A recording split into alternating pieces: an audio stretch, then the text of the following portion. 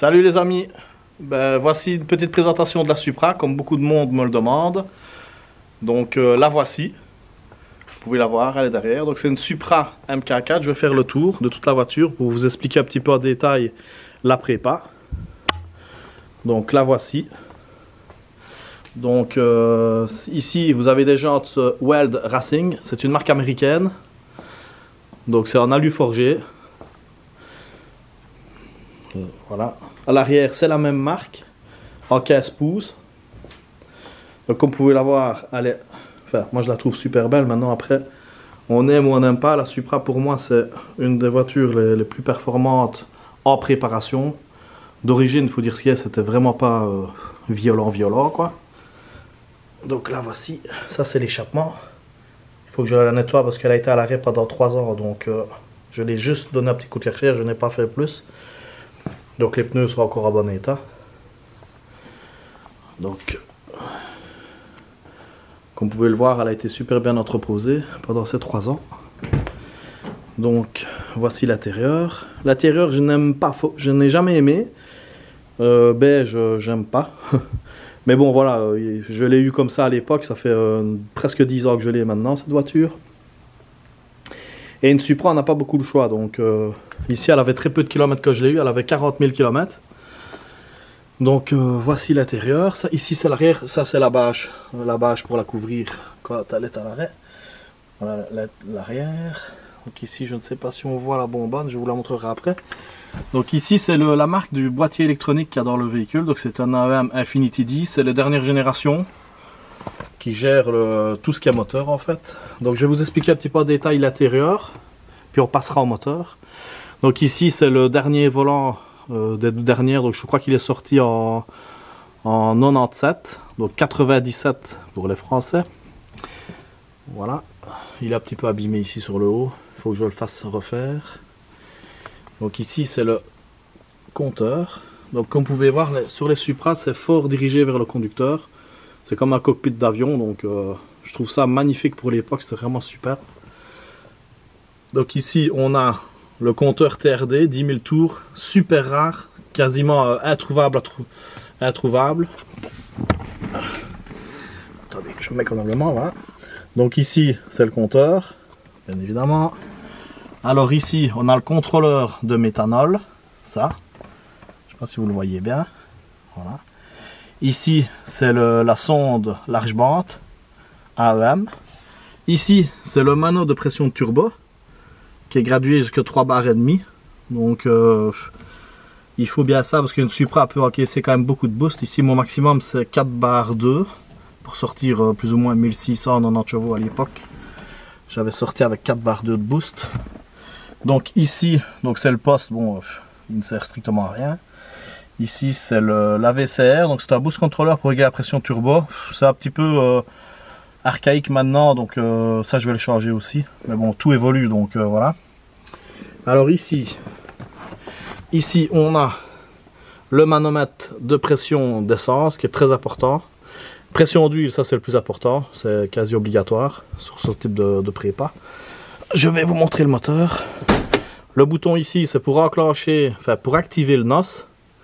Dans la gestion électronique, et ensuite ici c'est juste pour purger le NOS, donc c'est un purge, c'est une purge qui permet de purger le NOS avant que ça arrive aux injecteurs pour pouvoir avoir le NOS directement quand il s'activera. Mais ça je vous montrerai plus en détail le jour où on la passera au bord avec le NOS, c'est comme ça que vous verrez un petit peu comment ça fonctionne. Alors voici la bête, c'est beau. Attendez, je vais hop. Voilà. Désolé, voilà. Donc voici le moteur. Donc c'est un 3 litres de JZ, comme tout le monde connaît ce moteur. Le fameux de JZ. Donc ici, on a des poulies visibles, réglables. Ne vous en faites pas, tout le monde va dire oui, la courroie est à l'air libre, elle est à l'air libre. Ok, oui. Mais ici, c'est des voitures qui roulent très peu. Donc maintenant, je ne vais pas les rouler dans les pierres et m'amuser à les faire. Voilà.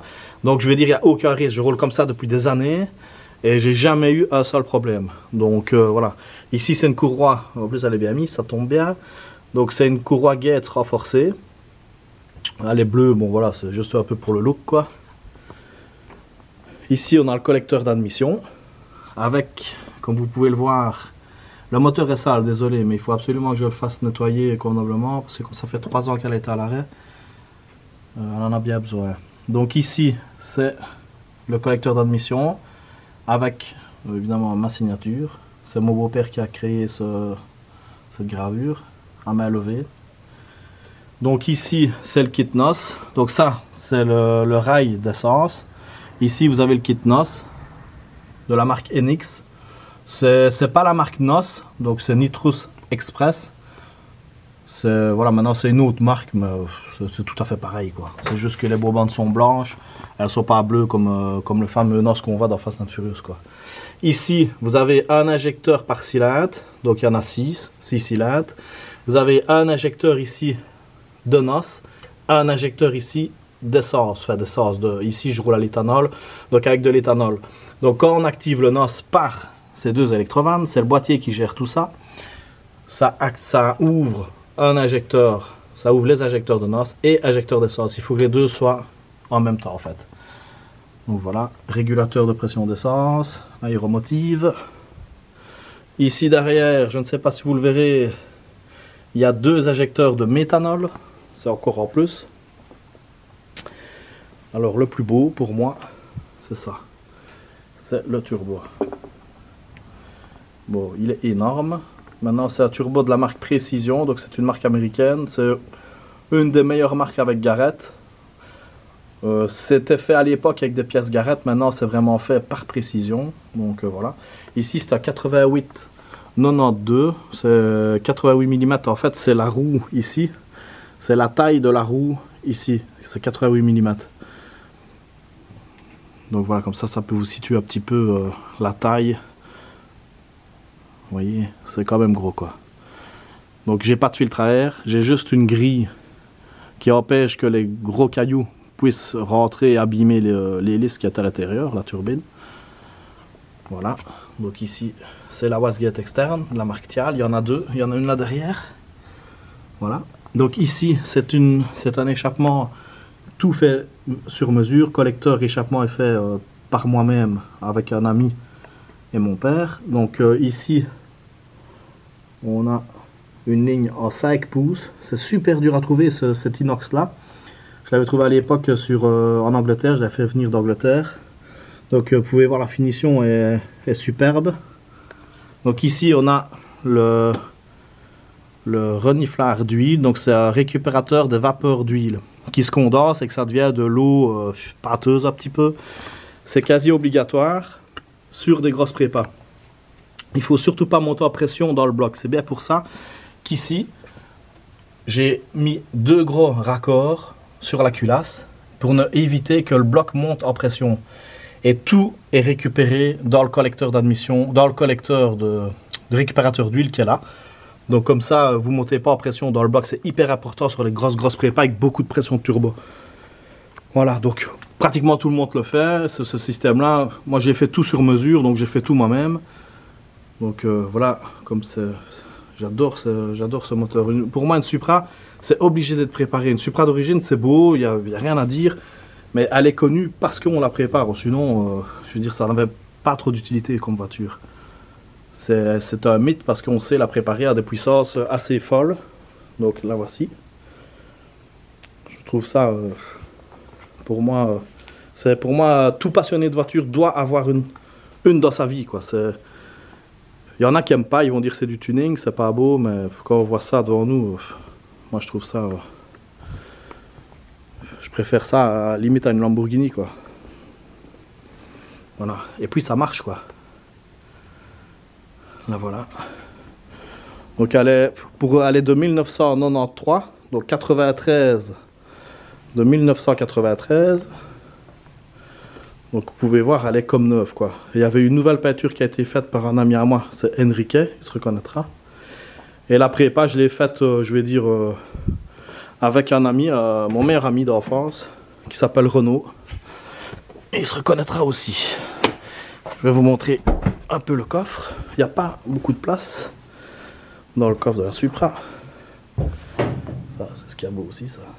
Voilà. Voilà son coffre.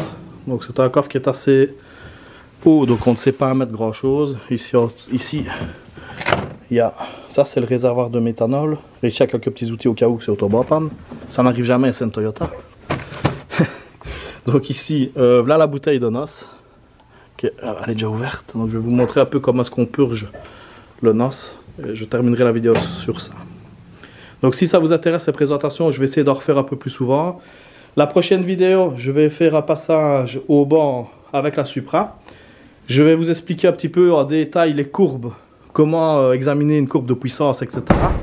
Comment c'est mon boulot. Donc je vais vous expliquer un petit peu ce qu'on peut faire, comment est-ce qu'on peut lire. On peut lire ça. Hop. Je vais vous montrer un petit peu. Voilà. Ça, le bruit, c'est la pompe à essence. C'est une grosse pompe à essence. Je vais vous montrer comment est-ce qu'on purge le NOS. Vous allez voir, c'est un petit peu à la Fast and Furious.